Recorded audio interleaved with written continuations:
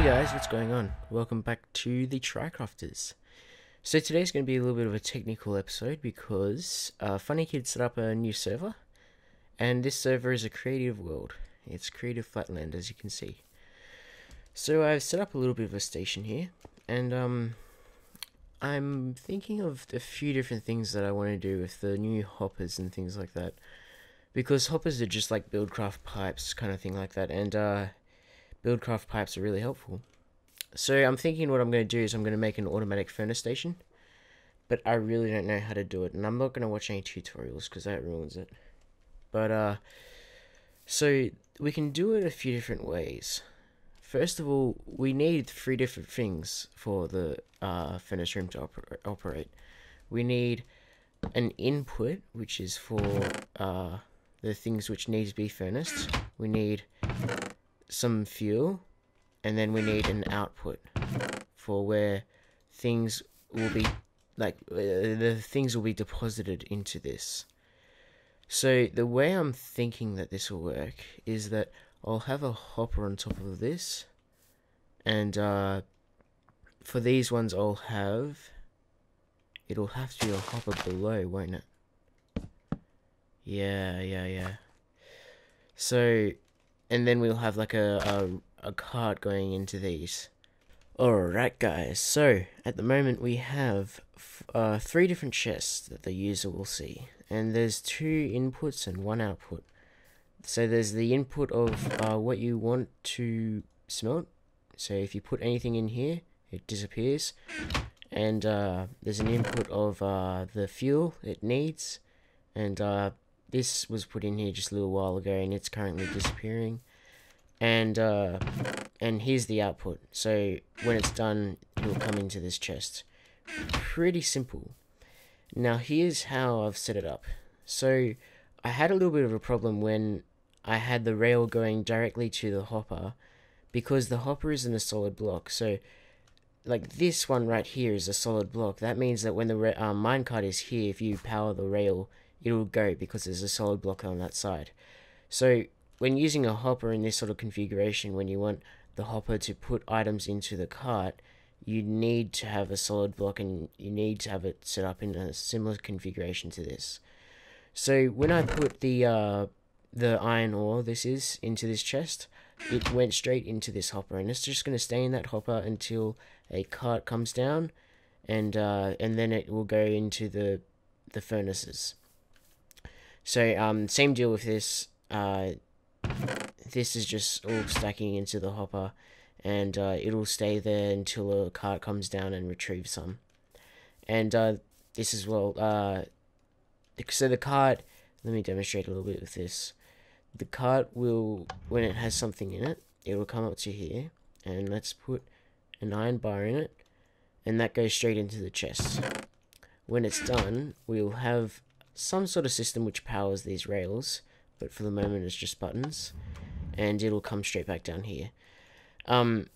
So over here we're going to have just an array of furnaces, which will all have, like, every single furnace will have an input for the fuel and an input for the material, and it'll also have an output where it can dump the things that it's furnaced up. So that's what I'm going to work on now, and I'll see what I come up with. Okay, now we're thinking with hoppers. So all of these furnaces have 3 hoppers which interact with it. This one is for the materials that it wants to put in, and it puts it in from the top. This one is of course for the fuel, and this one will bring it down onto a minecart which will be going along here to collect it. So we need to have tracks, like 3 different tracks operating at the same time, 1 for each hopper, and hopefully the carts will go around. I'm thinking that it will kind of go around in a zigzag pattern around these furnaces, and then the one up here will probably go, well, I'm not really sure how they'll work together, but then once we've got that finished, all we need to do is we need for the carts to retrieve items for a set amount of time, and then come up here and then go through the system. This is just a demonstration, like this system is actually going to be over here, but the carts will come up through the system and it'll go through all the hoppers once. Then once it's done that, it will come back here and it'll refuel again. So that's my idea for it. And the more furnaces you have on this array, the more the carts have to wait over here to be refueled, and also the more efficient it's going to be. So hopefully I can add some tracks to these and I'll show you guys what it looks like in a bit. Alright then, so this blue wool indicates blaze rods, I guess. And what this is going to do is the cart's just going to run across here, and then I'll have a block here, which it will hopefully bounce off and then come back. Once it comes back, it will go back to its station where it collects some more blaze rods, so it'll be connected up to this, and then it'll just go back and forth, continually refueling these furnaces. So let's try it out. Let me just spawn in some blaze rods. I'll get 2 stacks and chuck them in there, and then we can put a torch here. So now we should see these furnaces getting blaze rods. There we go. Perfect. Okay, here's our first bug. It doesn't exactly deflect, and I know why that is. We need a powered rail right here. Okay, well I'll power that a little bit later. So at the moment it'll just come back and forth because there's a block here, but sooner or later we'll have it hooked up to this where it'll have a timing system, and it'll wait a little while over at this chest, and it'll grab some more. Alright, this isn't working for me, guys. What's happening is that no matter what track configuration I try with these top hoppers, it always seems to want to interfere with this one. So what I'm going to try to do is I'm going to try and I'll demonstrate on this hopper. I'm going to try put a hopper above it. Will this work? I think it will. And then if I have a track going just alongside here, oops, just kind of going alongside here, and it'll go up above here. I'm not quite sure how this will work, but maybe if I extend these hoppers up, I'll be able to put, you know, a cart here, and let's see if it draws from this cart. It doesn't? Oh, that's strange. It's what? Weird. Alright guys, so I've got the top row working, and this is how I did it.